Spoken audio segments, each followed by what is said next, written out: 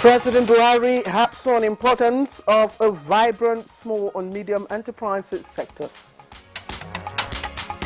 It behoves all stakeholders to recognize that such a resourceful institution not only exists, but is equipped. President-elect Bola Ahmed Tinubu begins engagement with his team.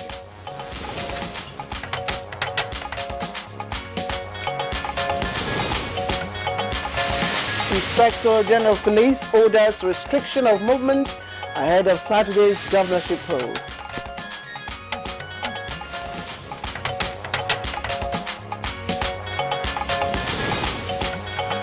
And on Good Morning Nigeria today, we shall discuss final preparations for the governorship and state houses of assembly elections.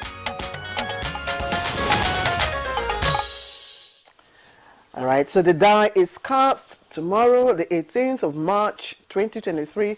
The electorate in 28 states will go to the polls again to cast their ballots and, of course, elect governors that they hope will steer the affairs of their states for the next 4 years. Also, the same day, state houses of assembly election will hold in all the 36 states of the Federation.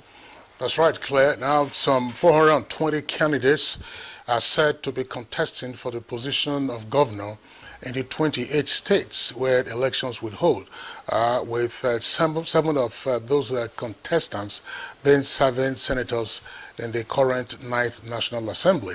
And of course, only one amongst them of those senators is female.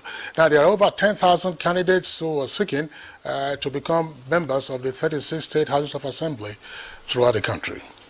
Okay, so in states like Lagos, Kaduna, Plateau, Delta, Kebbi, and others, governorship and state houses of assembly elections will hold there, and of course they will remain unpredictable, especially when we look at the surprises, of course, that sprang up in the February 25th presidential and national assembly elections.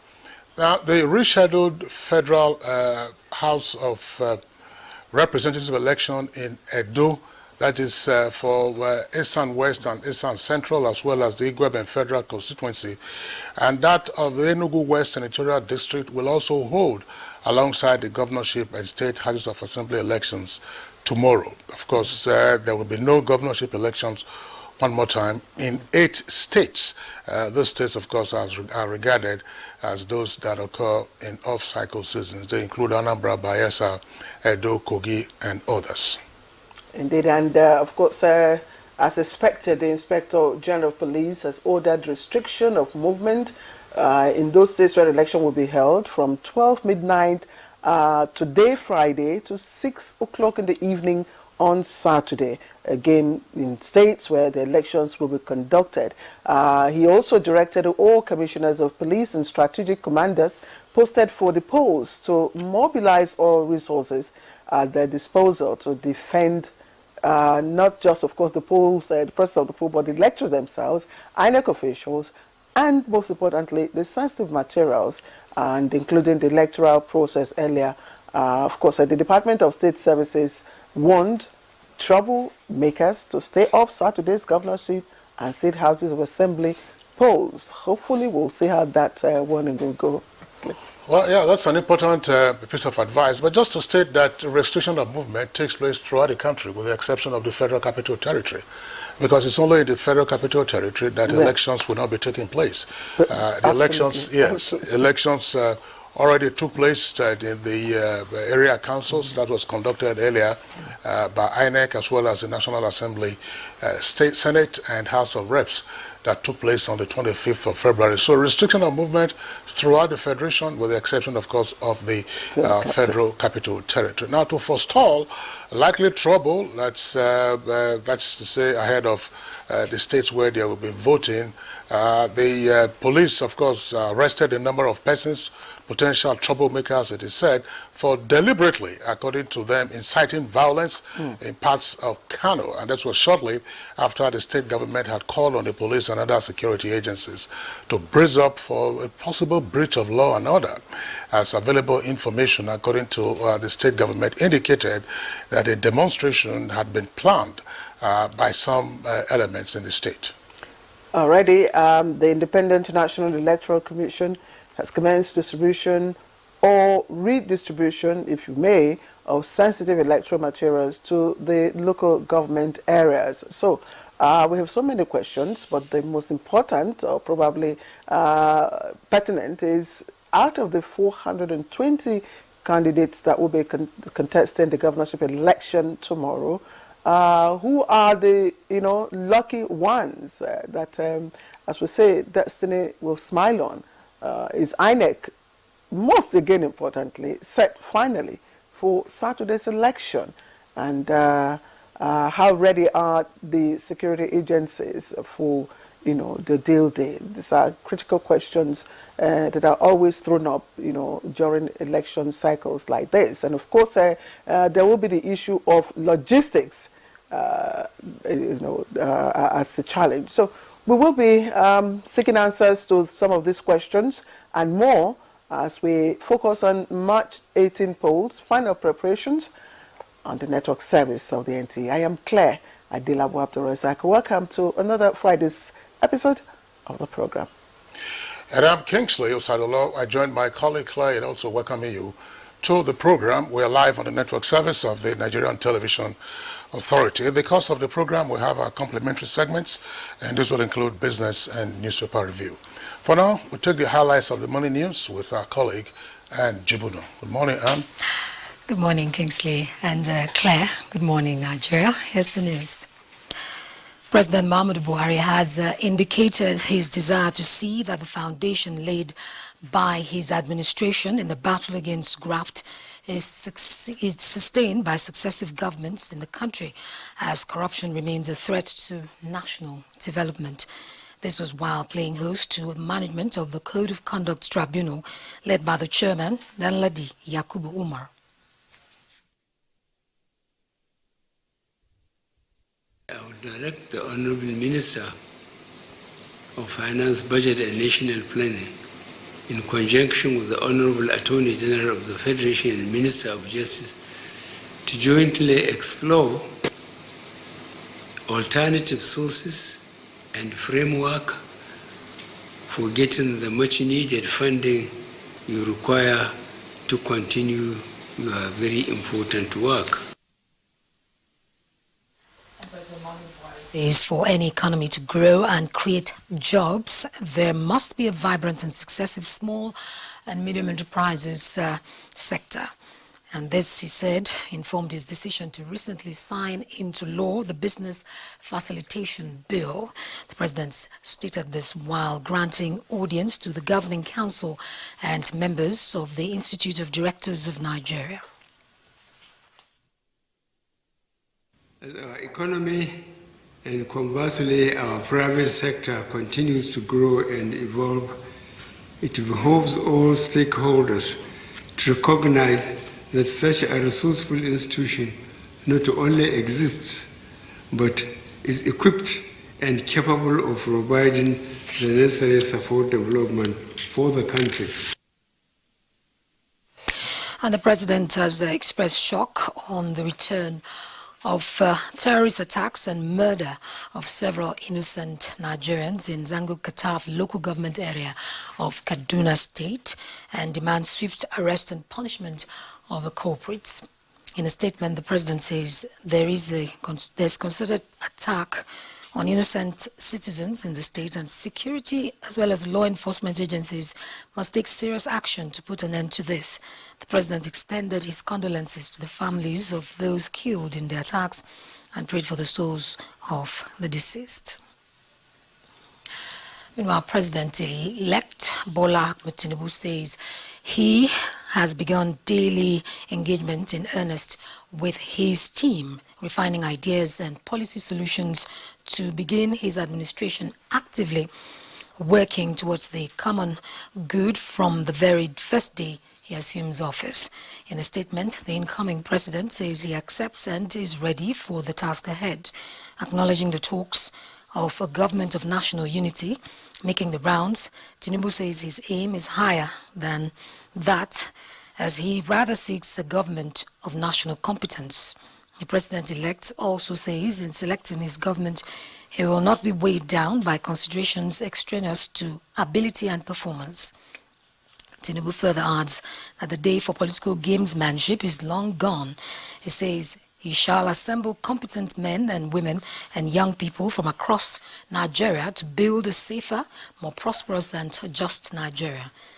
The president-elect also says young people and women shall be prominent, whether their faith leads them to pray in a church or mosque will not determine their place in government, but character and competence will. He says he believes to secure the nation and make it prosperous must be the people's top priorities, explaining that he cannot sacrifice these goals to political expediencies. Tinubu enjoins Nigerians to remember that the country belongs to all and this is everyone's moment, insisting that Nigerians dare not waste it, nor do back away to accept a lesser version of themselves and of the collective fate. The country can no longer be satisfied with being referred to as the giant of Africa, and Nigerians must devote themselves to doing those great and historic things only a giant can do. Tinubu says, as the president-elect, he will do his utmost in this regard, for this is his sworn duty. Information and Culture Minister Lai Mohammed has performed the groundbreaking ceremony of a federal government-approved $8 million transmission and an 11 million naira made in Nigeria local content to install a transmission substation in his country home of Oro, aimed at improving the lives of the people of Oro and Ifelodun local government area to provide electricity. In Oro, with this substation today, 178,000 people can be supplied steady electricity. The Nigeria Police Force has ordered the restriction of movement and all forms of transportation from 12 midnight Friday to 6 p.m. on Saturday, March 18th in states where elections will be conducted. At a media briefing, Force Public Relations Officer Olumuyiwa Adejobi says those on essential duties are exempted from the restrictions. The Inspector General of Police, therefore, urges all citizens to be law-abiding during and after the elections, even as he assures that all necessary security arrangements have been in place to ensure they exercise their franchise unhindered. Force also reiterates the ban on all security aids to VIPs and escorts from accompanying their principals and politicians to polling booths and collation centers during the election. And Francis Form reports that the election situation room in numbers which have been shared on Nigeria Police social media platforms will be repeatedly released by concerned state police commands for necessary emergency conduct. Well, that's the news for now. Good Morning Nigeria continues with Claire and Kingsley after this break. Thanks for staying with us. Bye, Mom. He's going to play in this weather.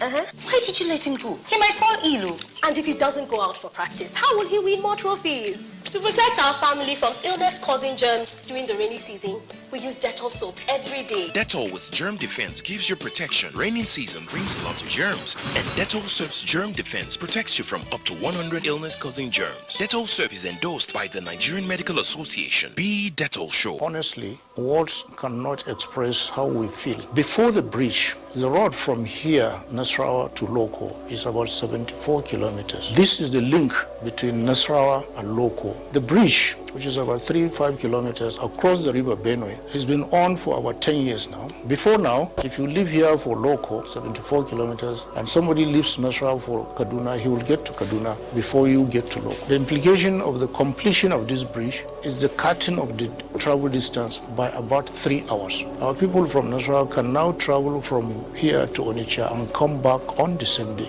The economic and social consequences of this milestone development can hardly be compared to the ease with which people move has opened the area, and many people are coming around now to invest in agriculture. Where to score this government on this achievement, we will score them extremely high because it has changed the dynamics of the social and economic activities of our people. My name is Giftiro Bremat. I am in Basic 2. I am from Oba Community Primary School 2. The people from Ubeg, representative from the Abia State Government, headmistress and teachers from Oba Community Primary School 2. My fellow pupils, ladies and gentlemen, good day. We welcome you to this unique occasion. We thank our President Muhammadu Buhari for the school feeding program. Some of us do not eat while coming to school, but this school feeding has helped us a lot. May God bless our presidents and governors in Jesus' name. Amen.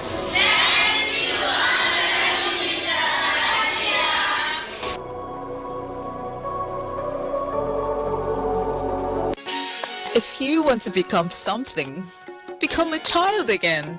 Why be a patient? If you must worry, then worry about winning. Why worry about germs? When you come home, bring tales and stories. Why bring in germs? Shield your families from germs. All right, welcome back. You're watching Good Morning Nigeria live on the network service. The Central Bank of Nigeria, CBN's Governor Godwin Emefiele, is urging African central bank governors to improve supervision in order to prevent banking crisis. We have details with Alika Okpanachi Arwa.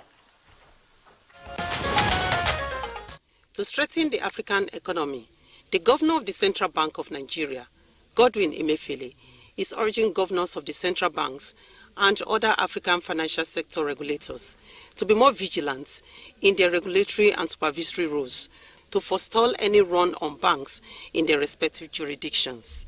He stated this at the 2023 African Central Bank Conference holding in Johannesburg, South Africa. Meanwhile, the use of the old and new Naira notes as a legal tender until December 31st, 2023 has continued to generate controversy despite the statements from the Central Bank of Nigeria. The public is looking forward to seeing the CBN governor or Mr. President coming with a live broadcast so that everywhere can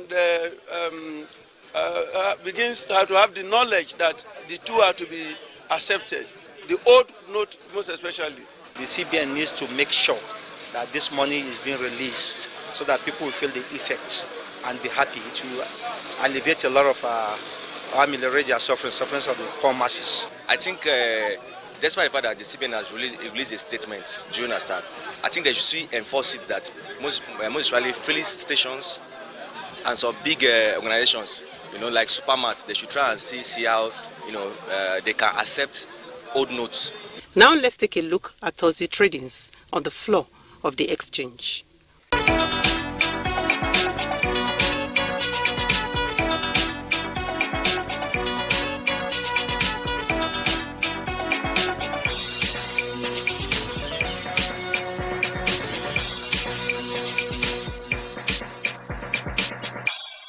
With business news, Alika Okpanachi Arwa.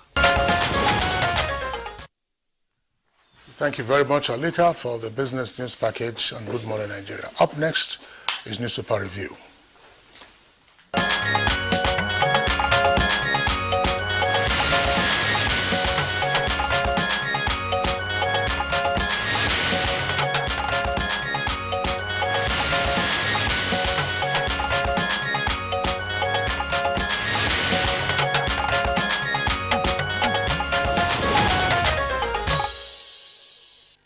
All right, let's welcome our newspaper reviewer, Chukwudi Okoli on Good Morning Nigeria Friday.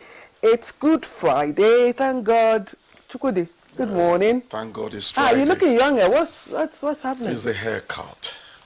You know, I make it happen from time to time to refresh, renew me. To renew you. That good morning, Nigeria. To give you the swag. God bless you for noticing. Kingsley, he covered his hair today. I was thinking about actually exposing mine to show the haircut. Oh, okay. Well, how are you, sir? That's what I do on Fridays. So that's why I'm like this. Good to see you. Let's take a look at the headlines on the front page of the Blueprint newspaper. I'll form government of character and competence. That's according to Tinubu. Promises double-digit GDP economic growth and food security. Assures young people and women in cabinet. CDD on Saturday polls, that's the kicker. Disruptions likely in Rivers, Kano, Kaduna, Sokoto, and Lagos. Once again, disruptions likely in Rivers, Kano, Kaduna, Sokoto, and Lagos. Predicts violence in Delta, Enugu, Zamfara, Adamawa, and Cross River too. So, virtually in most parts of the Federation, or most of the zones of the Federation. 3 killed in APC-PDP bloody clash in Ibadan. Elections not do or die, Jonathan cautions politicians. Inspector General Police orders movement restriction, restates ban on VIP's age. Naira scarcity persists as banks ration available cash. CSOs and lawyers petition Buhari, demand Bawa's probe and sack. Call for EFCC's chair removal satanic. That's according to another group. And professor and firms docked for, well, there's, we have some lines missing there. National Assembly supplementary elections hold in Sokoto, Edo, Yobe, and 12 others, page 5. Vibrant, successful SME sector, key to economic development. That's attributed to President Buhari. Osun governorship funds, let's meet in court, Lukman, Tereso Mishori. FCT Senate, Aduda vows to challenge Ireti Kingibe at tribunal. Claire. All right, that's interesting, and even more interesting, the story is coming from the states ahead of tomorrow's election. And Leadership Friday has on its front page 14 states that may be in dramatic governorship contest. The details of the stories you can find on page 4, but it comes with an insight into those states. In the right there column, it says it's fight to finish in Lagos, Bauchi, Kaduna, Gombe, Delta, Adamawa, Rivers, Kano, Ebonyi, Enugu, Ogun, Oyo, Sokoto, Nasarawa, and 11 governors in race for second term. And of course, INEC and Army 1 personnel. Police restrict movement for 18 hours. And on the front page there, you'll find some of those governors that are seeking re-election for a second term. Of course, my governor, Abdulrazak, is there. There's also a friend from Nasarawa, Engineer Sule, he's also there. The governor of the State of Excellence, Sanwo-Olu, is there. Mohammed Bala Bauchi is there. Abiodun and Yahya are also among those that will be seeking for re-election tomorrow. Other details follow there. The contest, of course, you have them in numbers. Leadership has done a good job of this, and you just need to take a look at it. It's all there. Then to other stories now outside politics. Aviation workers sue federal government over proposed concession of airports. Details of that on page 20. And again, Naira, fuel scarcity, inflation push 24 million Nigerians into hunger. That's according to FAO. Details of that on page 20. The competence will be basis for my appointment. That's President-elect Asiwaju Ahmed Bola Tinubu. Indeed, he did say his will be a government of national competence and not national unity. Let's take you a little above the, just below the nameplate. PMB to successor, sustain my anti-corruption fight. And of course, presidential poll, I will win in court, says Obi. Quite interesting there, especially the message from PMB. I'm already feeling nostalgic. Chukwudi. Hello, Chooks the boy. Yes, I can hear you. Sustain my anti-corruption fight. I didn't make that one of the things I'm taking up this morning, but it struck me that that is an earnest plea that should not even be emphasized if institutions had been put in place properly in our country. There are Western democracies where an incumbent cannot become afraid of certain things happening because they know that even when they don't talk, the agencies are there to do their work. I pray we get to that stage where an outgoing president is not afraid that what he had instituted or what he has been carrying on with does not take a dip. We'll get there. Now, the governorship election is coming up tomorrow alongside election into the state assemblies. 3 feared killed in APC-PDP clash in Oyo. Apparently from the report, it was not easy to establish who threw the first stone, but I'm particularly taking this up to underline the likelihood of many flashpoints surfacing on March the 18th, that's tomorrow, when most states in Nigeria will elect their governors while they are all, of course, electing members of their assemblies, I should think. Tie this to the warning by the Center for Democracy and Development, CDD, and you really begin to think that security agencies are up to a Herculean task tomorrow. CDD is actually naming rivers, Kano, Kaduna, Lagos, and Delta as possible flashpoints. When you elect governors in Nigeria, I dare say, you indeed are choosing political juggernauts, some of whom allegedly stand like a matador over their estates. Mark the word I use there, estates, when we should be talking about states. But rather than panic over the free-for-all the CDD seems to be predicting in some states, let us work towards nipping possible disruptions in the bud. No private armies tomorrow, no voter intimidation. The police are restricting movement. This should help manage possible trouble. INEC itself, happily, has been empowered this time around by the Electoral Act to take decisive steps in areas where voting disruptions happen. So the law has indeed given them good clout to tell mischief makers, away with you. We'll have none of it. Good luck to us as tomorrow happens on the annals of Nigerian politics and governance. Let's remember that NAS supplementary, that's the National Assembly supplementary election, will also take place tomorrow in Sokoto, Edo, Yobe, and 12 other states of Nigeria. The blueprint actually highlights that.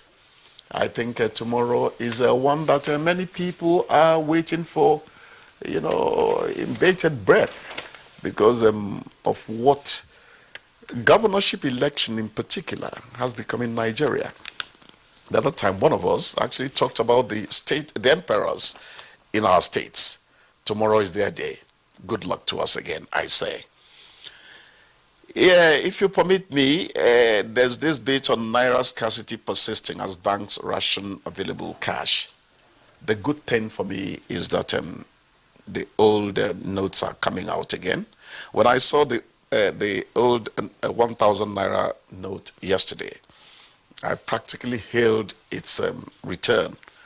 That expresses the relief many Nigerians feel over the reintroduction of the old notes. I think things can only get better from this time, onward. Kensley, do you have anything to say? No, well, nothing in the meantime, except again to just draw attention to some historical antecedent. Because if you look at the ethnic tension in Lagos, for instance, we've not seen this since 1999, and the stakes are quite high, and many, of course, have attributed the rise in ethnic tension to the outcome of the February 25th Presidential and National Assembly elections. But we should also remind ourselves that we had a similar occurrence, not with regard to elections, and this was in 1977. 1977, there was a football match, the semi-finals of the African Cup Winners' Cup, as it was called then.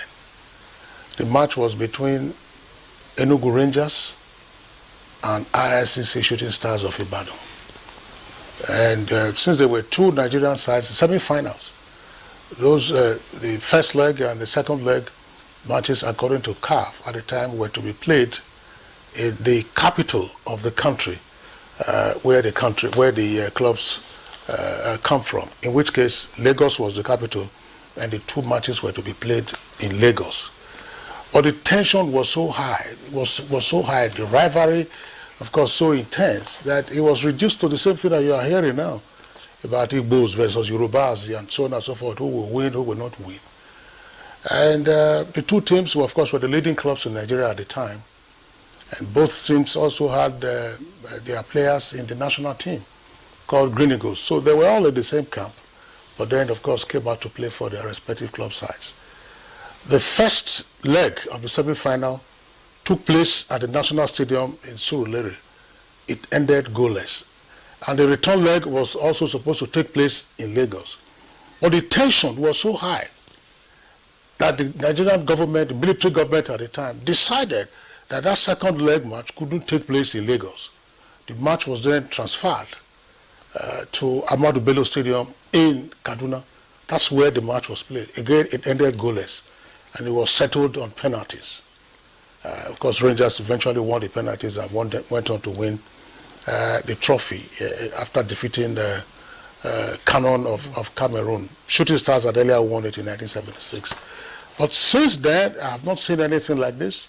Of course, those who are very familiar with Lagos in terms of whether sports or politics, I do hope that those who will be fanning the embers are able to calm down and then with a level head cast their votes. Because the kind of incendiary comments that have been flying around, you would think that this country is going to break up, or that Lagos, of course, is going to be swallowed by the Atlantic Ocean.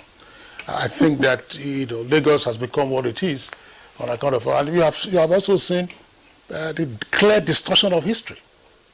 Even some otherwise respected academics, people are just writing history and saying some things about Lagos. They are writing their own fiction from their own perspective. From their own perspectives, and assuming that Lagos was founded only 100 years ago or 200 years ago or more. Lagos, of course, is much older than that. And those who have linkages to Lagos know themselves. Kingsley, the disconcerting thing, what annoys me is that you call them academics. Many of these people have become sponsored megaphones for people with very bad intentions. Mm-hmm. And that does not spell, something good for our nation. Why should we, in 2023, be talking about elections that are so ethnocentric, if I may use that word? Why should we be talking tribe and religion at this point? Look at the funny aspect of it is, if I'm not very friendly to you as a visitor, I'm not saying that is the situation now. Kingsley, I found out that it is visitors that develop a place, not the natives of that place. So it should be, if you as a native, you're talking about ownership of a place and all that, when you remember that it's people who come from outside that own the best houses in your community that help you develop the place, you find there is need for you to come together, because at the end of the day, you are all moving towards the development of the community. Chukwudi, I just think that this will pass. We even prior to the presidential and National Assembly elections, we also felt the frenzy, the tension and all that.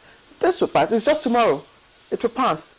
It will pass. But you know, for me, I am drawn to the comment, you know, or statement by the president-elect, you know, of forming. We're used to saying government of national unity, but he says that he will, you know, be forming a government of national competence.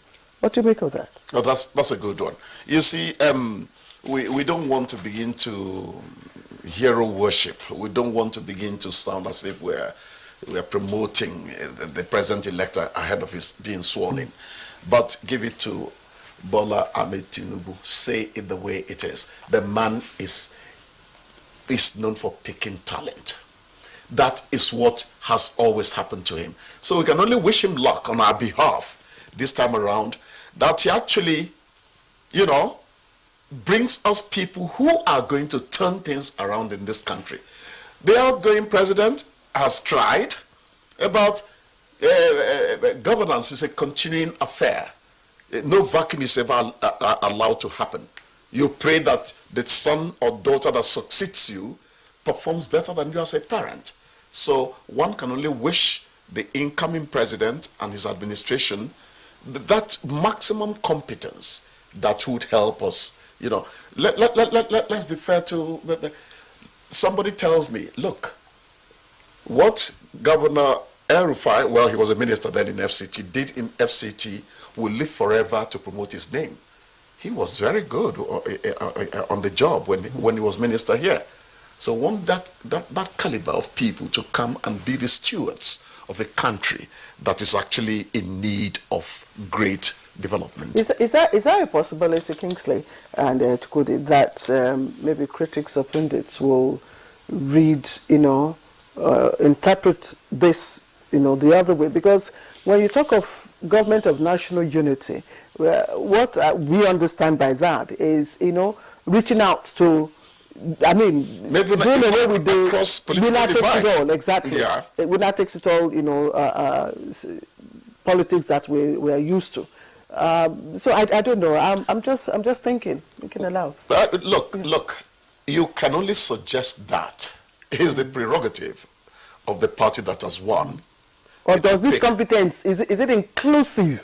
The point is that you don't need a government of national unity to please people, to appease people. Okay. What you need is a government of competent people, fair-minded people, broad-minded people who have the human being at the center, as the centerpiece of whatever they wish the world.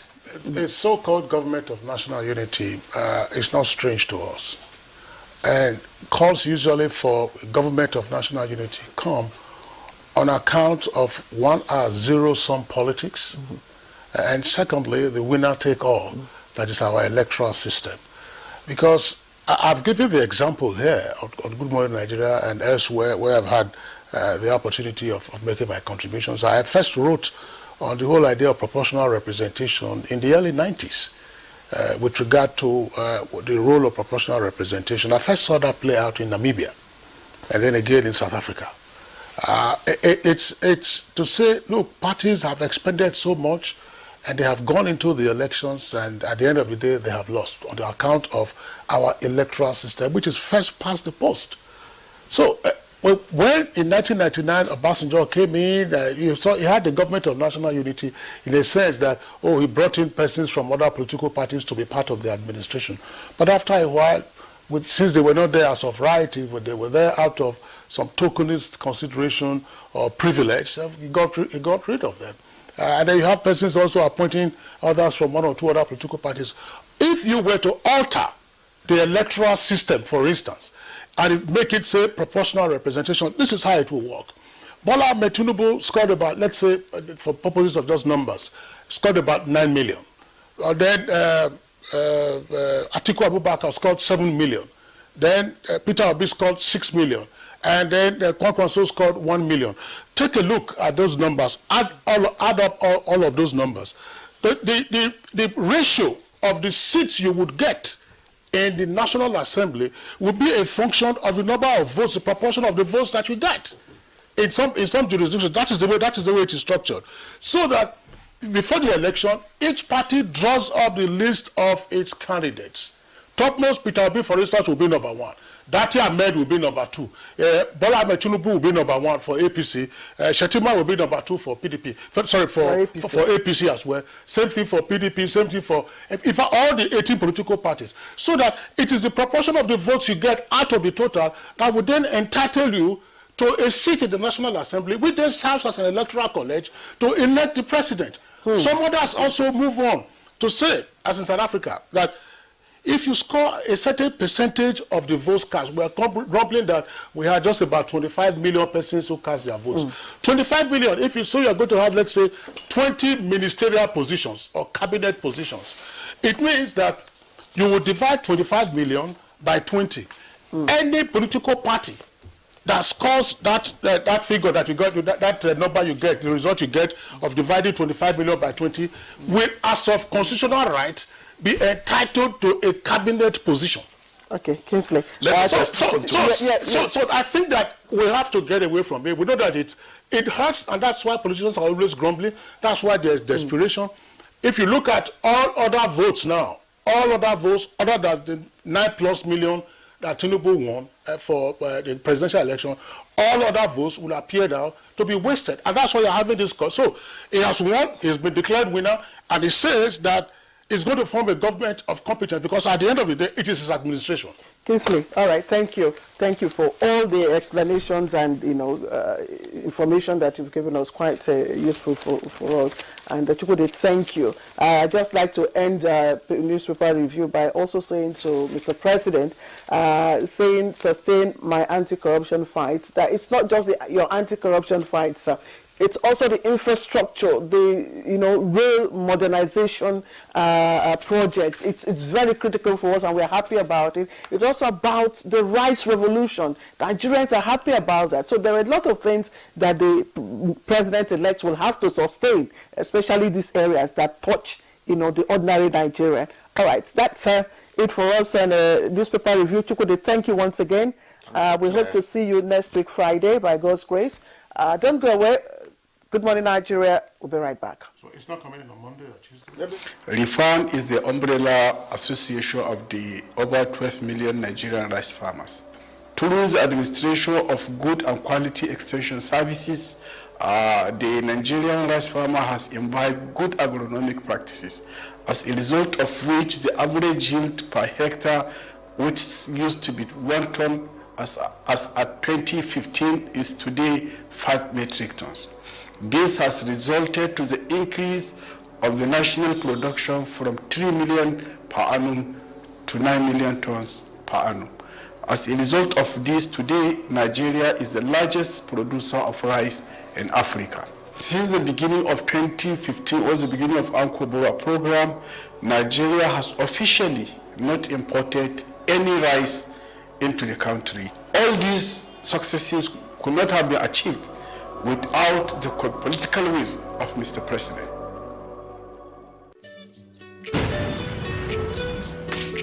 Bye, Mom. He's going to play in this weather.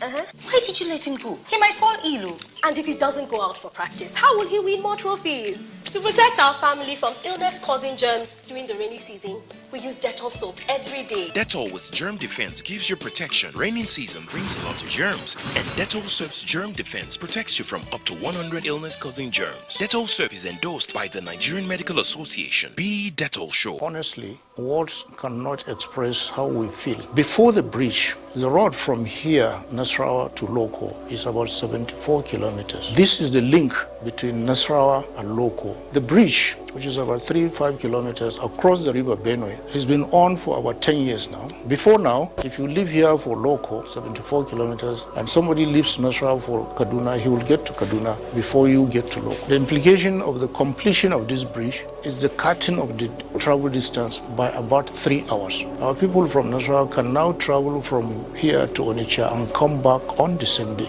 The economic and social consequences of this milestone development can hardly be be compared to. The ease with which people move has opened the area, and many people are coming around now to invest in agriculture. Where to score this government on this achievement, we will score them extremely high because it has changed the dynamics of the social and economic activities of our people. Candidates who are interested in gaining admission into NTA Television College Jos for the 2022-2023 two-year National Innovation Diploma Program are to apply for admission through the Joint Admissions and Matriculation Board JAMB. Courses available at the college include Film and Television Production, Broadcast Journalism, and Television Engineering Technology. Interested candidates must have a minimum of 5 O-level credits in relevant subjects including English and mathematics. They must also have a minimum score of 100 in the 2022 Unified Tertiary Matriculation Examination UTME. For more information, please contact NTA Television College, Jos, or the marketing department of any NTA station nationwide. You're watching Good Morning Nigeria on the network service of the Nigerian Television Authority. As a prompt for our conversation, which is on final preparations for the March 18th elections, namely governorship and state houses of assembly, we'll take a backgrounder put together by our correspondent, Ekene Undulue. March 18 is another date at the polls, and once again, Nigerians will be expected to turn up at the polling units to elect their governors and state houses of assembly members. Elections are billed to hold in 28 states and 993 state constituencies. The suspended senatorial election in Enugu East and that of Issa West, Issa Central, and the Guebe federal constituencies will also hold this Saturday. Already, the Independent National Electoral Commission has commenced distribution of sensitive electoral materials to the local government areas. The electoral umpire has also reiterated its readiness to conduct the polls in a free and fair manner. Despite these preparations, civil society organizations and other election observers are raising concerns on INEC's ability to surmount challenges recorded in the last presidential election. Top among the issues are late deployment of materials to some polling units, leading to late opening of polls in those areas, delay in uploading results from polling units to the INEC online portal, and threats of violence in some areas. Some states have also been identified by election observers as hotbed of election violence and intolerance, once more bringing to the fore the role of security in the election process. Although some political parties and their candidates have signed peace accords in some states where elections will be holding, observers are still skeptical about the outcome of such accords. The Inspector General of Police has also ordered restriction of movement from 12 a.m. on Friday to 6 p.m. on Saturday, March 18, for governorship and state assembly elections, and has reiterated ban on VIPs, aides, escorts, and state security outfits during the election.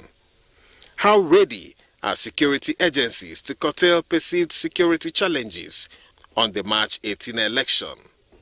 What measures have INEC put in place to surmount challenges of last presidential election?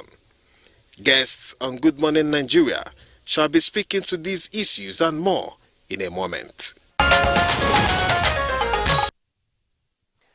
All right, Ekene Undulue, thank you for the background report, and that, of course, will lead us to our conversation on final preparations for tomorrow, governorship, March 18, governorship elections. Let me quickly introduce our guest here in the studio. We have the Deputy Inspector General of Police Operations, DIG Adeyinka Adeleke-Bode. Thank you very much for joining us again. Good morning, viewers.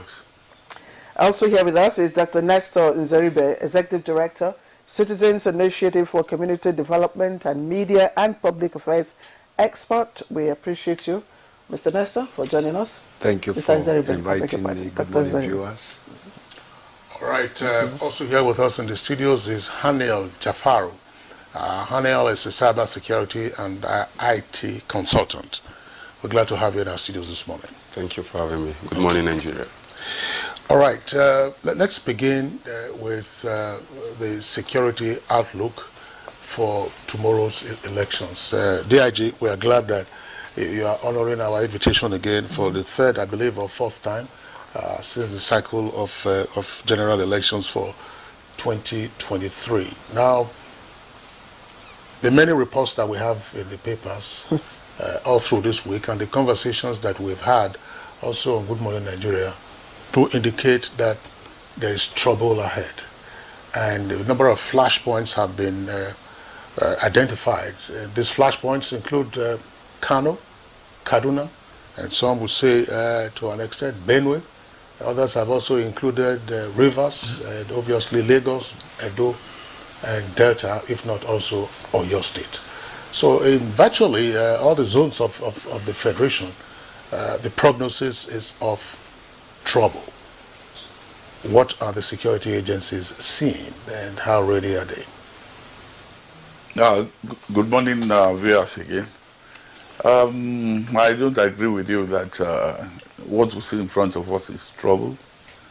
By the special grace of God, we are going to have a peaceful election come March 18, that is tomorrow.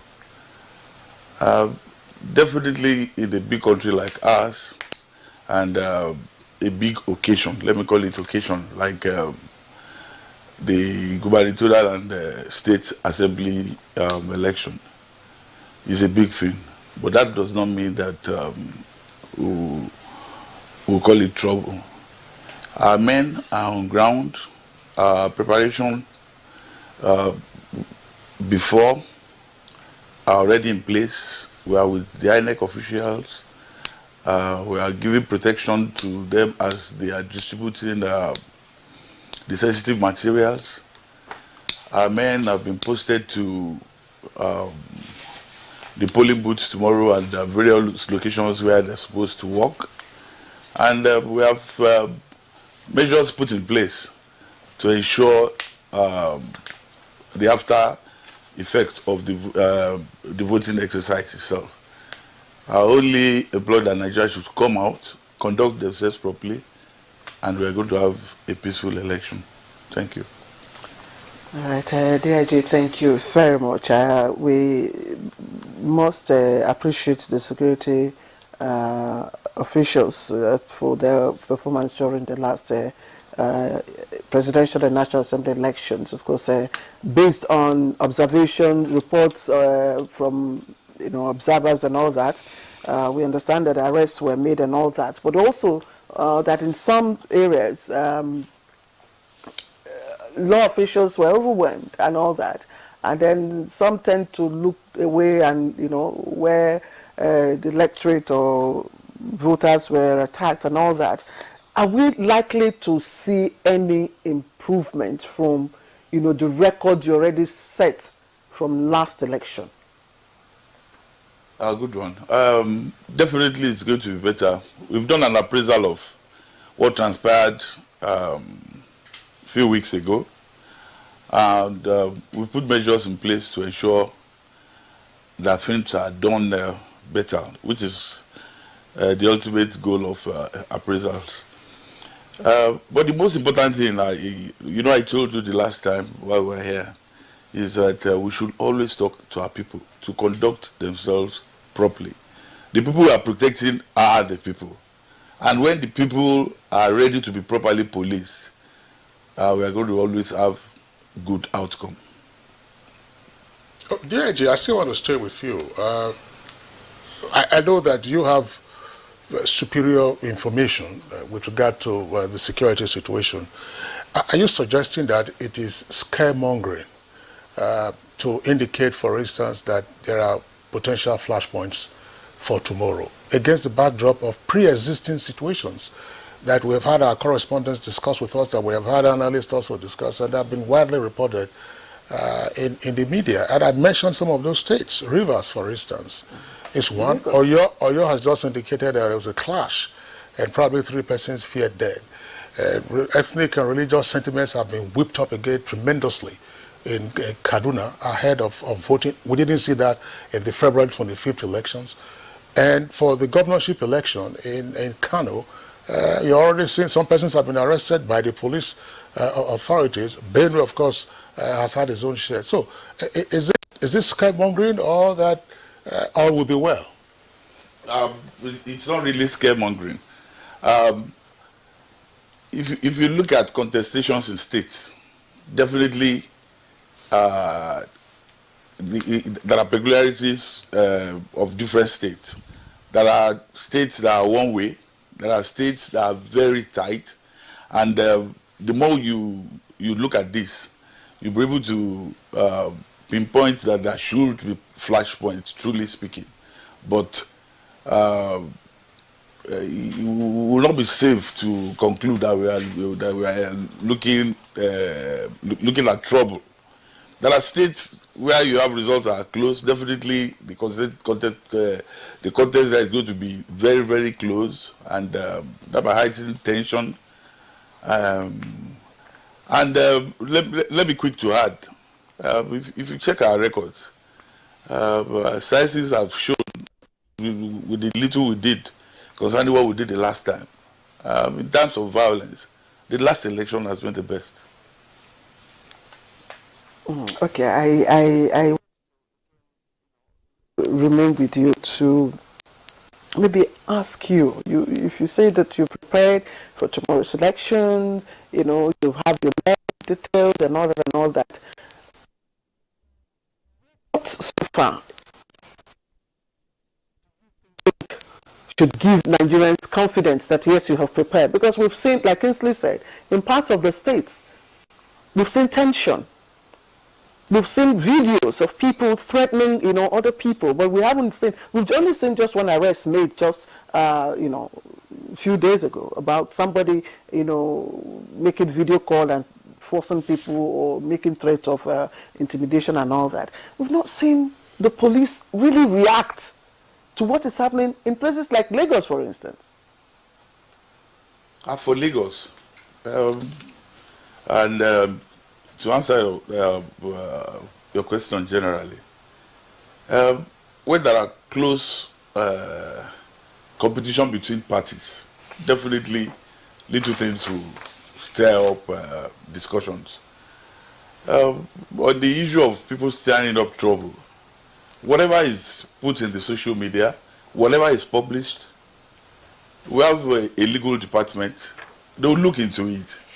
If there is anything to it, it will be investigated and reports will come out. And people that are indicted will definitely be charged appropriately. It is for whatever actions we have seen, we have given reactions that are normal. And note, our reactions must be legal too. We cannot. But what do you feel about what the scenario playing out in Lagos? I mean, how does it what does it draw from you? How do you read it?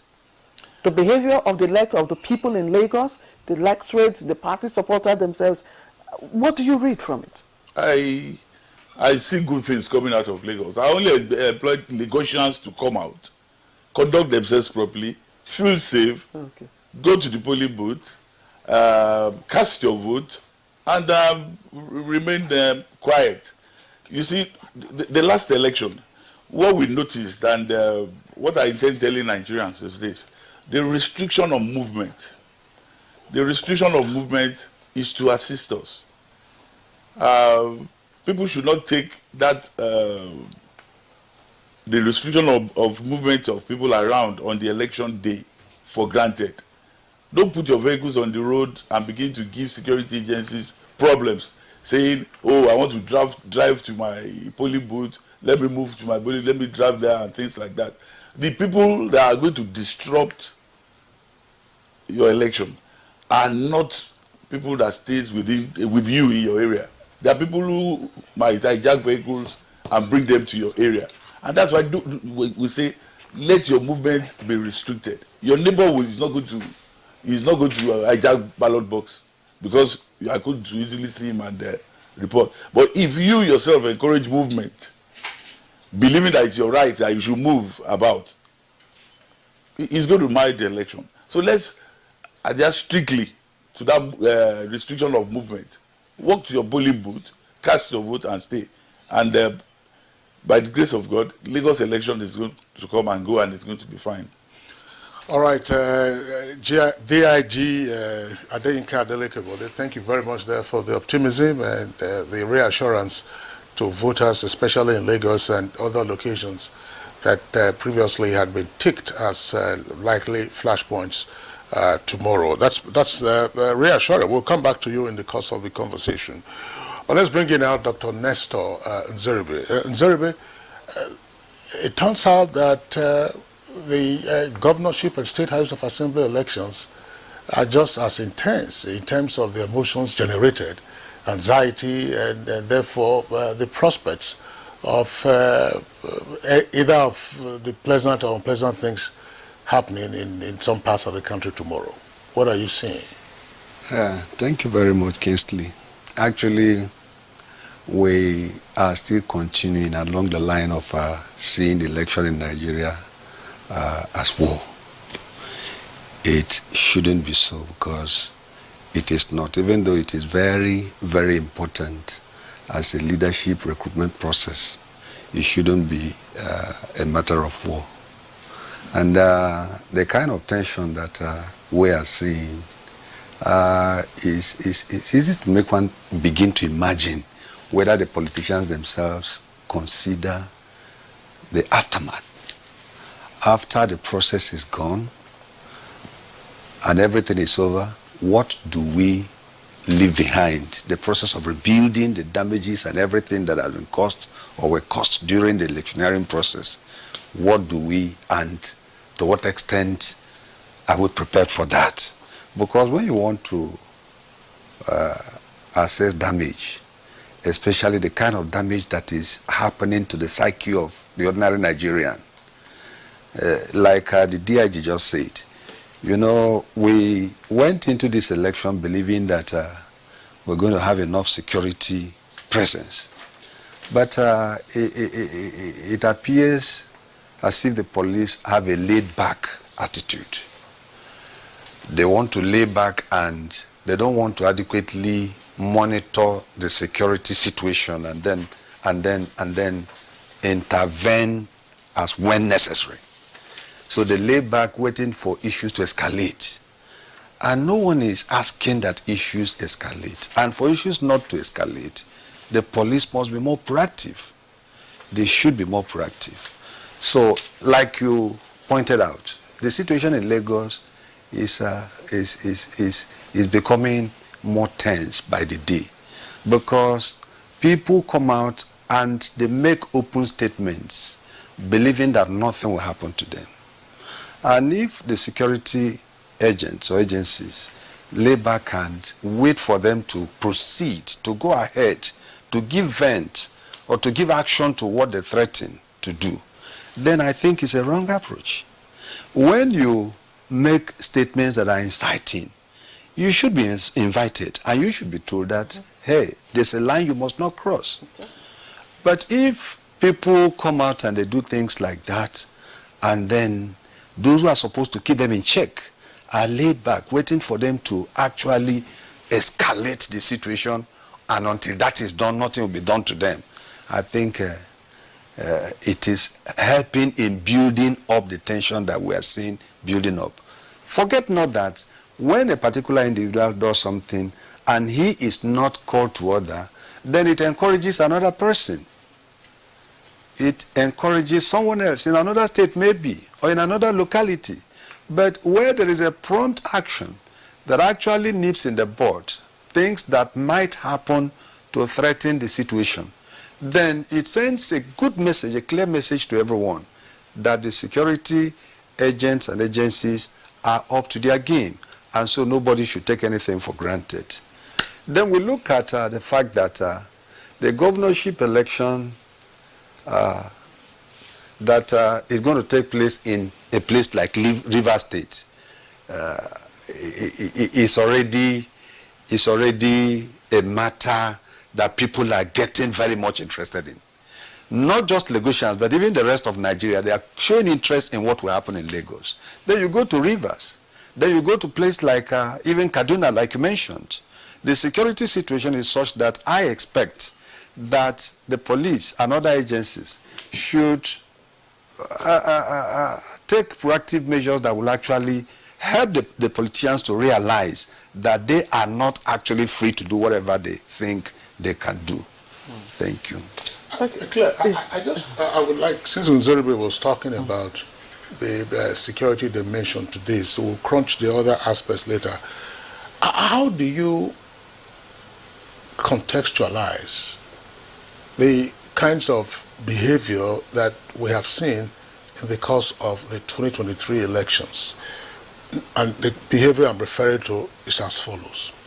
Ordinarily, when people want to maybe commit an offense or commit a crime, they take a cover or hide behind some facade and so on and so forth. But we have seen people record themselves and then broadcast their inciting messages, through the social media. It's not as if you have a hood on. It's your face is visible, is clear, and what you are uttering is just plain incitement. What is it? Is it impunity gone overboard, or just recklessly careless as to the consequences of one's conduct? Let anything happen to me. I've said it. I've done it. Whatever you like, do. It's really unfortunate, Kingsley. Unfortunate because we are driving towards a very dangerous precipice, and I should tell those who engage in such, and on the other hand, those who are supposed to call them to order, I should tell them that we have had enough problems in Nigeria already, and we shouldn't be increasing the problems that we already have. We have had enough. And you see, when people go out and they depend or trust in their sacredness, in quote, that they have godfathers and they have persons in high position on whose interest or in whose interest they take actions, and they believe that the long arm of the law, they'll be shielded from such and nothing will happen to them. I think it's a wrong message, because we're trying to build a nation where rule of law. Let me tell us something. You see, until we begin to invest heavily in rule of law, the foundation for real development wouldn't be said to have been laid in Nigeria. Until we begin to invest heavily, where people can rise up or wake up and do whatever they think they could do or can do without imagining that there is a law somewhere that frowns at what they do. So this consciousness, this attitude that people can with impunity stand up and threaten fellow citizens for merely exercising their civic rights, for exercising their right of choice. You have a right to choose your candidate, and every candidate choosing had to go through the crucible of applying through the party, getting processed by INEC, and then being permitted as having qualified to stand for election. A candidate that goes through that, for crying out loud, should not in any sense by anybody be seen as improper. Nobody should see such a candidate as an improper one. And when a candidate is deemed fit to contest an election, he should be protected by the law. And those who also intend to vote for such a candidate should also be protected. So this idea that people can stand up and do whatever they wish to do and get away with it is something that I think the generality of Nigerians are crying out against. We say no, it should not be so, because we should be protected, and rightly so, by not just the police, but by every other security agency that is in the best position to do that. Okay, Dr. Nzeribe, thank you. Let's bring in Haniel Jafaru. It's not just about,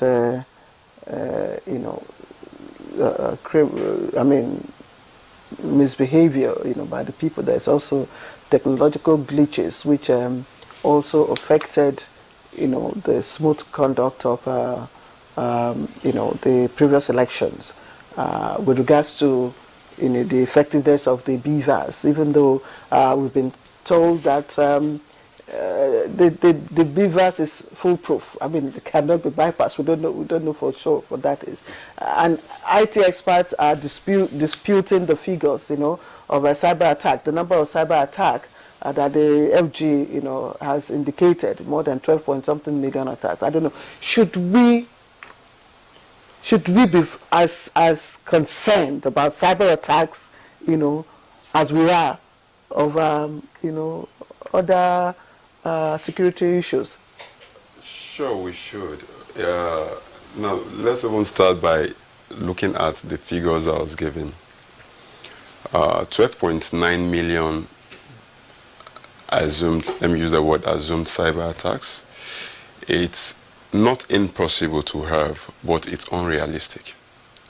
And the reason being, globally, the total attacks that we have globally in a year is around 800,000. Globally, all countries is around 800,000. Ukraine, as a country that we know is experiencing high level of cyber attack, the number of attacks Ukraine experienced last year was 2,200. So how can we now experience 12.9 million in 4 days? So it's unrealistic. And that aside, we should be concerned as long as cybersecurity is concerned, because there is every crime that has a physical dimension has a replica effect in the cyber domain. As simple as kidnapping is physically, there is a form of crime that aligns with kidnapping in the cyber domain. So just as you are concerned for physical security because of the old technological involvement in the INEC electioneering process, it's paramount that we pay very close attention to what happened in the cyber domain. How close? Very close. Because the challenge we have is that it has never been a priority to start with. We don't have professional institutions in place that can help in ensuring that we put up the security mechanisms that will help in ensuring that we are secured. There's been countries are already establishing what is known as digital police or cyber police. And these are institutions put in place, like a state in India. They have their own cyber police. China has its own cyber police. There are agencies in different countries that tend to have it as a department. In Nigeria, I know that we have the cyber crime unit as a unit under the police force. But cybercrime unit, it's largely for investigation. There is no agency put in place to prevent cyber-based crime. I was just thinking, I was just trying to rationalize the reasons you gave for disputing the figures given by the government, and because you made generalization, from other countries. But that will be a philosophy, kind of fallacy. It's a fallacy of hasty generalization, because the fact that it happened, or it didn't happen in another country doesn't mean that it could happen. The motive could be the driving factor. Don't you also think? Yeah, that's why I said it's possible, but the figures are unrealistic. And let me go further to even explain some of these attacks. One attack takes 39 seconds for you to establish one attack. So how many, does it now mean that you have probably 1,000 or 10,000 persons in 1 hour that are launching an attack for you to get that figure? Also, you should also understand that maybe the way they're, now that figure actually came from the Presidential Cybersecurity Advisory Committee, which I don't believe have the They may have the mandate, but they don't have the technological hands-on or the professional hands-on to be able to. You don't have that information. To be able to give that assertion. I believe a more proper agency that would have given us that figure, which I believe is more professional than that advisory committee, is the Ministry of Digital. Yes. Yeah, there is an agency. Should I use the word? The NG, and not even needs that NGSAT. The Computer Emergency Response Team. Okay. They have been instituted under NSA, the Office of National Security Advisory. They have been instituted. They are under it, and their role is largely to determine attacks that comes in, where the attack comes in, because these numbers are it's so much that we don't even know where it's coming from. We don't even know who launched the attack. We don't even know where the attack was launched on and all that. So but we felt the impact. No, we didn't. In the electoral process. No, we didn't. If that number of attack actually had happened, you would have had issues with accessing the internet. We didn't. If that number of attack had happened, and working with an assumption that the bulk portion of that attack was on the IRF portal, which is the public-facing server of INEC, we wouldn't have been able to access the IRF portal, but we were able to access. These are some of the things that you would have used in knowing if truly there was that number or that size of attack in a country. Well, Hania, I think the importance of this line of questioning is to probably put on notice everyone as to what to watch out for tomorrow. But I think that there were some discrepancies, because Galaxy Backbone earlier announced some figures before these figures were later escalated to some 12-point-something million, as my colleague has already indicated. So those numbers are there. I'm sure that they will have a clearinghouse for ascertaining what was genuine and what, of course, was exaggerated in the circumstance. But more importantly, in terms of what everyone has said here, beyond physical security, should cyber security be of concern to us against the backdrop of the electronic process for the outcome of the election? Okay, yes, it can be a concern. And the reason is because most persons largely focus on, we want to view the results for the transmitted result on the IRF portal. And that's the only portal available for viewing results.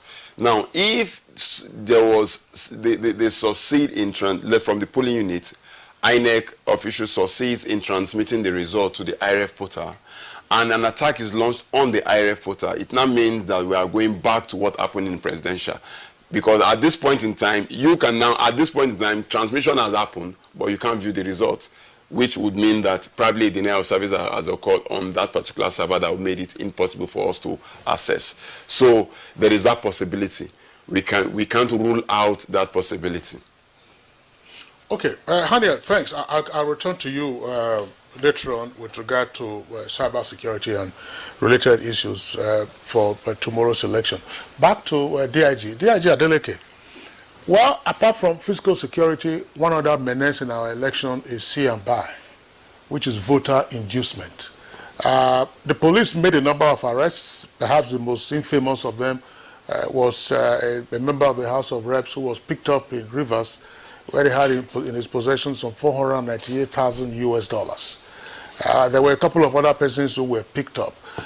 What is it that voters and others should watch out for tomorrow? Because there are concerns that with the reintroduction of the 500 and 1,000 naira notes that were supposed to be outgoing, you are likely going to see a flood in the place, the typical see and buy. We have seen that in off-cycle elections, voters being induced by those who monitored or observed those elections, sometimes 5,000, sometimes 10,000. What is the message of the police, and what are you preparing to do with this? DIG. Thank you. From our viewpoint of discussion here, I think, number one, let's restrict ourselves to statistics, especially when it has to do with security matters. There might be interesting results, that might be what interests people more. But when you look at statistics, a very good example is Lagos. The data we have concerning violence in the last election, Lagos would be the number one. But Lagos is the focus of discussion. So most of the time we should seek for these statistics before we discuss these issues. And we in the security sector, what we look at is we operate from the statistics we've gotten. Maybe the previous election, we compare it to what is likely to happen in this election. It is not what is going on in the social media. It is not what is being celebrated by people. Maybe there are more violent conduct in places where people are not. And at times, maybe Nigerians will make that mistake and believe that there are some cities that are Nigeria, that is just Nigeria. Maybe that Lagos, Abuja, or Port Harcourt is Nigeria. Nigeria is a very big country, very large country, and there are things happening in different places. And these are things that we have taken into consideration concerning our deployments. Nigerians, like I say, what I think we should emphasize more is our conduct. Our conduct, like the issue of the vote buying you are talking about. An easy way to tackle vote buying is still restriction of movement. If people are not able to go about, they cannot go about, buy vote. If it is the people in your polling booth that are 500 that you stay together and you belong to different parties, my neighbor cannot begin to buy votes from me. So our conduct in the first instance, when we suddenly begin to agitate for things we should not agitate for, that's when we begin to have problems. That restriction of movement is being put in place by security agencies. We've looked into it, that if you don't cross your border, you won't be able to do things. You won't be able to, for example, you cannot give violence to your neighbor. If you give violence to your neighbor, you can easily be picked. But if somebody moves from 10 kilometers to where I am, you can give violence and escape.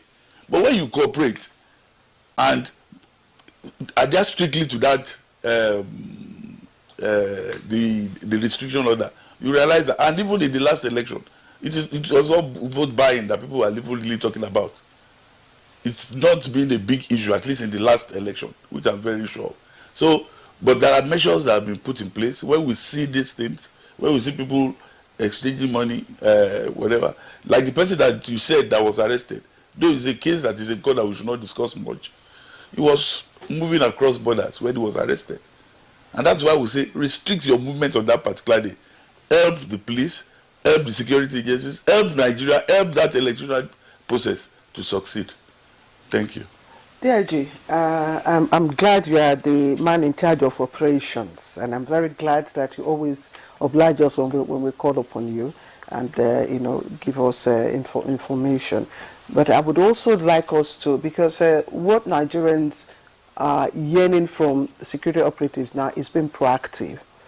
If you're proactive, we'll be able to nip in the bud, and stop any violence from escalating. And again, we must commend the DSS for what they did in Kano. Ismail Ilyas Umangu and one Shirao Abubakar Tabula were arrested. For what? For possible breach of law and order. For making videos and inciting people to vote for a particular party. Now, this kind of attitude, this kind of video have also been on the social media in parts of the state. Yet we've not heard. I'm not sure. I don't know if, for instance, the one about Lagos, if Lagos Command did something. But why is there anything different from what these two people in Kano did and what other videos we see on the social media? Is there any difference? Okay, concerning broadcast on social media, the particular one you are talking about in Lagos, I think maybe we will need to be specific.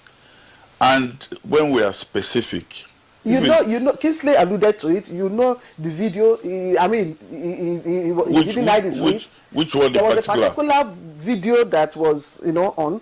The guy kept, raining curses, abusing a particular ethnic tribe. Don't go this, you must not vote. It's on social media. And it's been talk of. We have a very. Didn't see it. We have a very vibrant. There are many. We have a very vibrant cybercrime unit.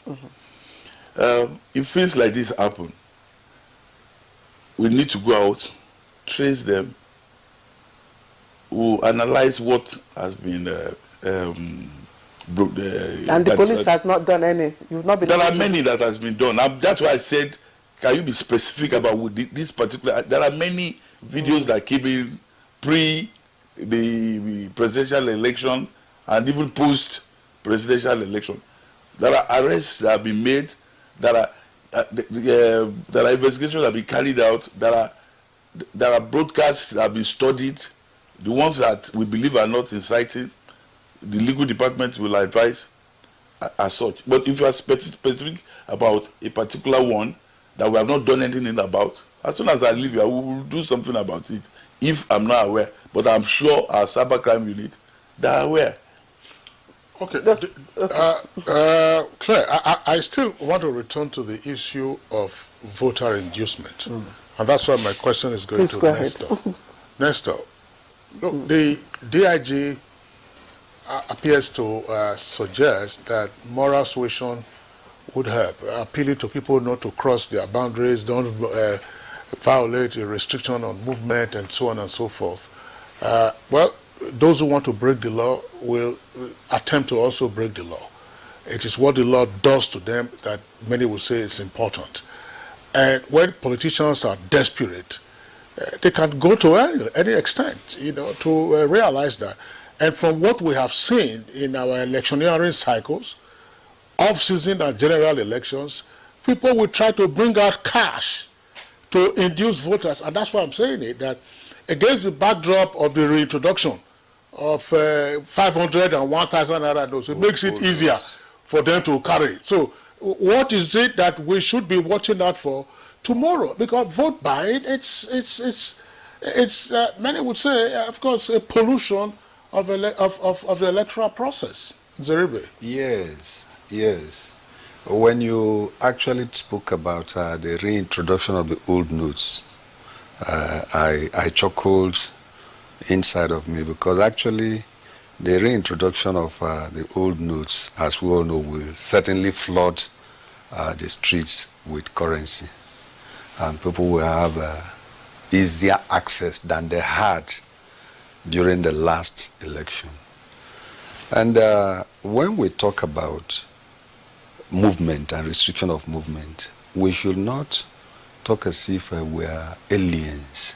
We are Nigerians, and we are aware of how easy it usually is for politicians to find their ways around certain security measures. If there's going to be any vote buying tomorrow, which I am certain they surely shall be. Yes, I am certain there'll be vote buying tomorrow. You see, the thing is that by this time today, when election has not started, the process is yet to begin, they would have moved in their cash to all the strategic contacts that would be necessary and needed for inducing voters. And those who buy votes, like he said, would not necessarily be those who come in from the outside, because they have their contacts from within every community or every voting community. It will be very easy for them to actually use the contacts they have made and continue to induce. So what we are still talking about is the presence of security men at every voting center to ensure that when such actions commences, people who are eagle-eyed and are on the lookout, it shouldn't be as if security men pretend as if nothing like that is happening. They should be on the lookout for such, that this is a possibility. And if immediately they see signs that such a thing is about to begin, they should move in and act on it. There's something he said that actually struck my mind. You see, we dismiss the social media very often without understanding the fact that there's so much of citizen journalism going on through the social media. And the citizen journalism that is going on through the social media affords everyone, especially security agencies, the opportunity of having information that ordinarily their main or their operatives wouldn't be having access to by following the normal procedures. Now, what am I saying? Where there's a news in the social media that you are not very sure is true, and the police have actually confirmed that it is not true, to keep quiet and the news keep on circulating is anti-security. It doesn't help our security. If it is not true, number one, the police should come out to let people know that such news that have been circulating have been investigated and found out not to be true. But where you did your work and there is no way you did something about it, and the information is out there circulating, you know, it keeps brewing up tension. It keeps causing the problem it was meant to cause. So when you even discover that a certain news making rounds is not true, there is need for police to also move out and calm the populace by letting them know that we have done something about this and it is not true. That one alone is reassuring. So what I'm trying to say is that there should be some level of reassurance. And what is that kind of reassurance? When you come out to vote in the morning, I have my voting center in Karu, Federal House in FHA. When you come out to vote and you see the police, there's this feeling of, oh, thank God, we're secure. Especially those of them who are in uniform. You feel happy, a sense of security. But then you begin to see unruly behavior. You begin to see those things that the electorate frowns at, those things that shouldn't be happening. And then these people are hanging around, idling around, and doing nothing, not even saying anything about such movements and such actions.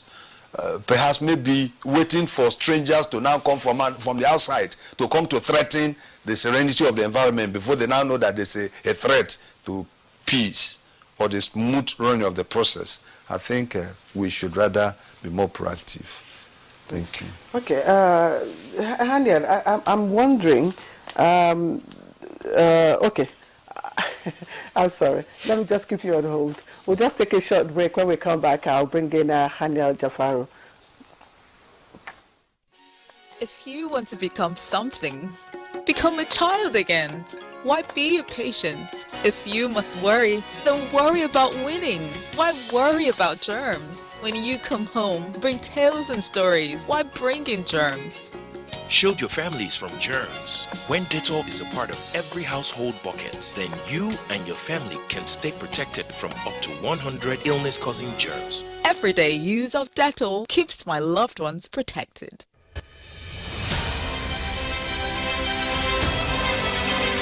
Every day in our country, senior citizens are discriminated against, disparaged, and treated with disdain by those who ought to respect them. We are all complicit in the way we have treated the elderly members of our society as institutions, families, or members of a shared society.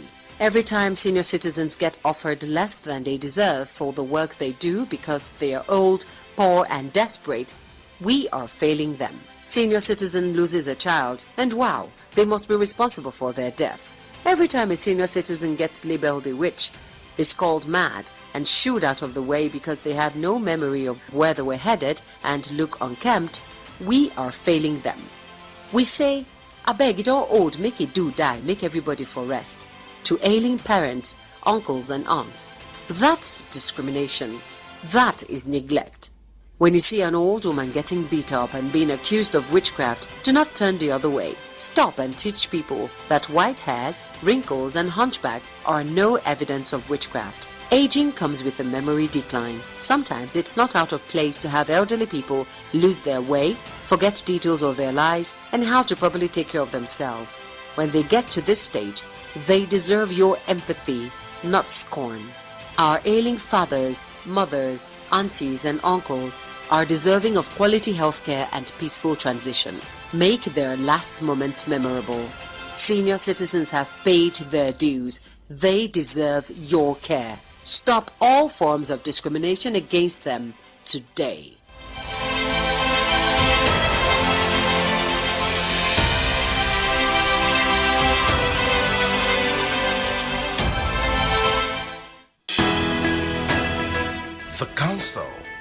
fathers. I will urge and advise our younger generation to use talent and brain to sort out problems, not arms. Nigerian youths, let's build our nation together.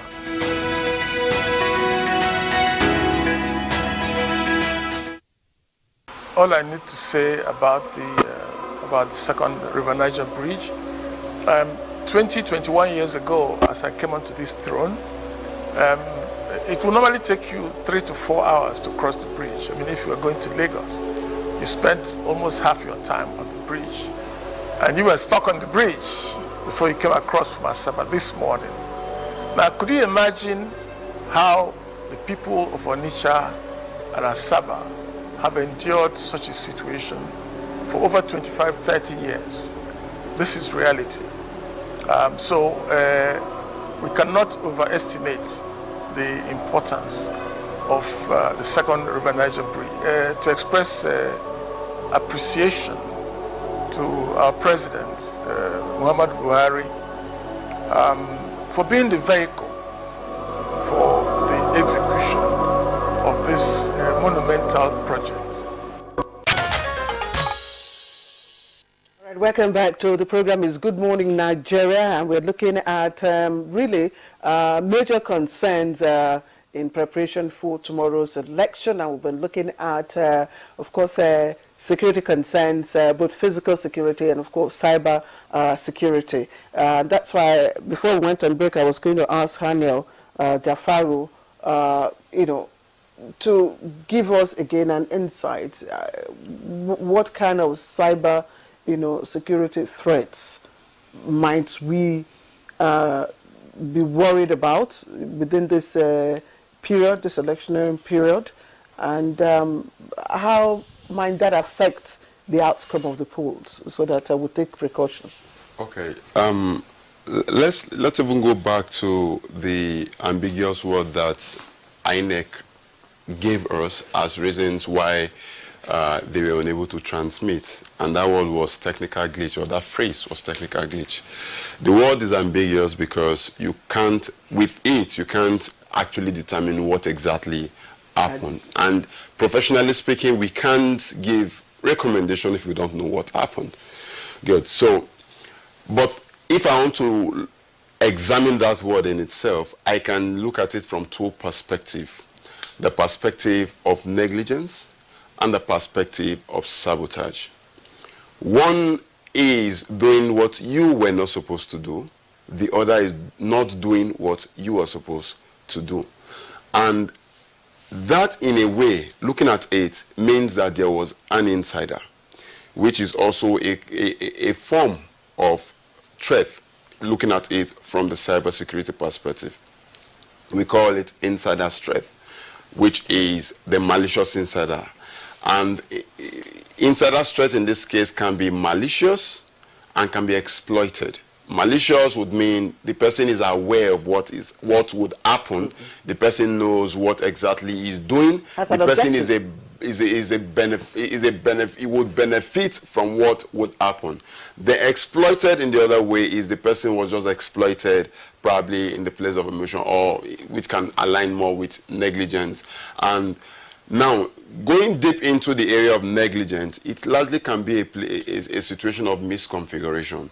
They were supposed to configure something, they did not configure it correctly. They were supposed to plug in a specific cable, they did not plug it correctly. They were supposed to change certain password, they did not change the password, or the password of the device that was supposed to be used for transmission is still on default. I'm just giving us broad perspective because we are not aware of which specifically is the cause for the technical glitch. Even INEC said it's not, it can't explain the glitches. Yeah, but that, let me not say that. No audit has been conducted. Let me not say that. Let me not be blunt, but we know from experience that any glitch that happens, as long as it is a system, there is what's called a log for every system. So in the course of audit, that log would tell us what exactly happened. You get, so for them to say that they don't know, probably they may not have done the audit or whatsoever their reason for that. So now looking at what is likely to happen, as I earlier mentioned, I'm anticipating that the attack, because concerns now are focused on you must transmit. The concerns are focused on you must transmit. In fact, you will notice that some persons are already telling the EO officers, please ensure that you come with the password for transmission, ensure that you have the battery, your beavers is for your own safety. Ensure that, so all those things are likely going to play out. So they will have all those things, but the concern now would now be the IF portal, because when you transmit, it hits the INEX server, and it is from the INEX server that you would now view because the way it is designed, the way the system is designed, it's that the results considered to be a serverless service that retrieve, because what you capture on the beavers is a JPEG format. Okay. Is an image. But what appears on the IF portal is a PDF. So there is a system set in place that converts it from JPEG image to PDF. And with that system, the public-facing part of the server is the IREV. That's where the PDF is, and that's largely where we're going to see more attack now, because if one is able to, that's what they watch out for. But as it stands, looking at it, they will always focus on where the systems that are public-facing. And one of the systems that is public-facing is the IRF portal. So now we should look at the possibility of ensuring that there is anti-denial of service system in place to prevent the crashing of the IRF portal. Okay. All right. Well, so that I'm sure that they don't, some of those details, so that those people who want to do bad things don't also begin to collect information. So we'll pause you there, so that they don't get. Well, thanks a lot, Haniel, for the information I raised. INEC is not with us for today's conversation. They usually are here, but there are one or two issues I would like the DIG to respond to, not because you are an INEC official, but because of the security concern that it might generate. We have seen circulating again on social media, those who have editorial filtration processes can know what to accept and what not to accept. And this has to just do with what you bring, even the stationery on voting day. I've seen INEC officials? No, not on stationary for INEC officials. They say that when you have the result sheet, that voters, before voting commences, check to be sure that the result sheet you have is not labeled supplementary. That be sure that it is the original one, not supplementary. Because the claim is that the supplementary can be discarded, because supplementary is used for supplementary purposes, and then bogus results entered in the original one, which wasn't used for supplementary. Second point, I don't know whether gentlemen you have seen this, there is also a pen with erasable ink that has also gone out to say that, I think that was in Rivers or so, say if any EO or PO comes with that pen that uses erasable ink, in other words, you write and then the eraser is at the end, you delete and then you put figures, say make sure that that EO or PO doesn't conduct that election, that he must come with another pen that has indelible ink. So this has gone out in the social media, and some persons, of course, might take it consciously, because if you recall, not just in this election, in previous elections, I recall that 2015, 2019, some persons were going around polling stations and saying they wanted to see the original Form EC8A, which is the result, where you enter the result before voting commences, because that's part of the way, part of the ways of rigging.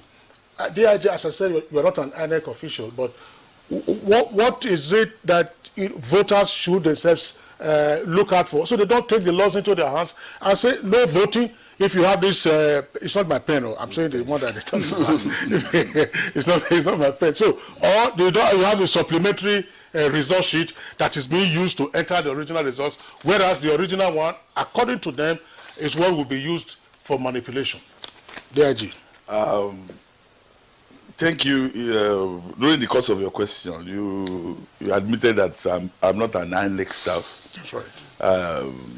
I'm not an INEC expert.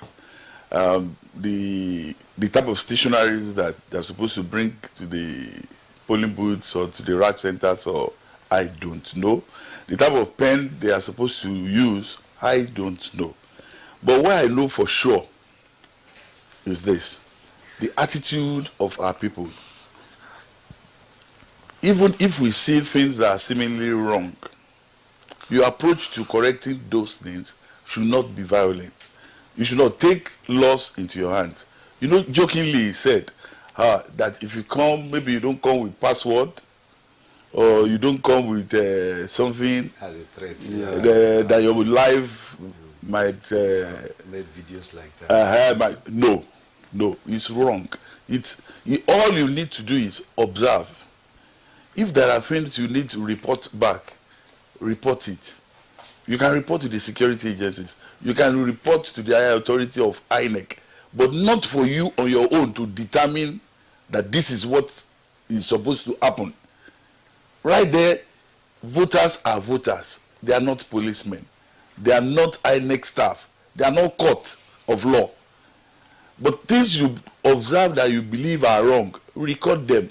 Don't make the place ungovernable or let it cause total breakdown of law and order. That's what I think we should tell our people. If about 200 people in the polling booth decides to become unruly, we are already having an unruly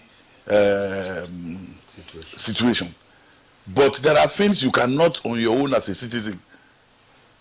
Though we have the citizens' right is there are times when you see offences being committed, you can make arrests. But in a decision like this, you call on an INEC staff, come and prove that your pen is indelible, or that you can work or you cannot work, or that the paper you have brought is not the right paper and will begin to become riotous. I think, personally, it's wrong. DIG, this is my last question because we have just a few minutes. The character of localized elections, obviously different from the general elections, and similarly the security measures that security agencies adopt, differ. I'm sure you must have read the characteristics, the behavior, that is coming out.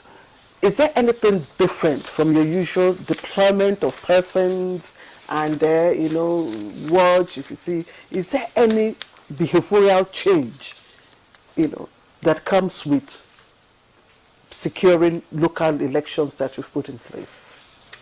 Thank you.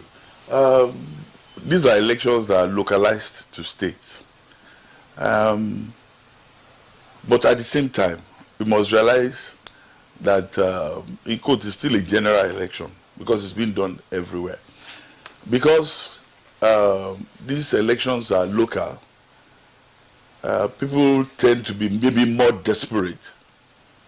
But measures, drawing from the last election, we've been able to realize that there are places that are flashpoints that we should push in more men. And luckily for us, I think we should take into consideration that there are some states who had standoff elections for their gubernatorial elections. And there are some states, there's even a particular state in Nigeria that are not even going to have an election. So we've been able to draw men from this place to augment in areas where we believe are flashpoints. But just for me to conclude, because you said that's your last question. Is it a general directive, the same directive that they get from presidential election? Is it the same directive they get in this localized election? It is the same voters. It is the same INEC. It is the same police. The only thing is that we draw attentions to those flashpoints, likely flashpoints. We are operating from an hindsight that there was a previous election. And those are flashpoints have been noticed that we are going to push more men there. But let our people, please, for God's sake, be law-abiding. Things that can be reported to police, report to the police. The ones that can be reported to INEC, report to INEC. Don't take laws into your hands. DIG, very quickly, and this is very important to reassure voters. It isn't as if the police are the only law enforcement agents that will be on duty on Saturday. Is that correct? Yes, sir. Okay. In other words, you're going to have support from sister agencies. As we had the other time. As you had on 25th of February, and therefore there's assurance of security for voters. And then for us in the Federal Capital Territory, we are free to roam and move, except you are getting close to Nasarawa, or you are getting close to Niger, or you are getting close to Kogi, then there will be trouble. We have to take our in terms of movement. Don't go to Nasarawa because there is restriction of movement. And don't go to Niger. Don't go to Niger. Don't go to Kogi. They have restriction of movement. DIG Adeleke Body, Deputy Inspector General of Police Operations, thank you very much as always for coming to Good Morning Nigeria. Dr. Nestor Zoribe, Executive Director, Citizens Initiative for Community Development, Media and Public Affairs Expert. Thank you also. Haniel Jafaru, Cyber Security and IT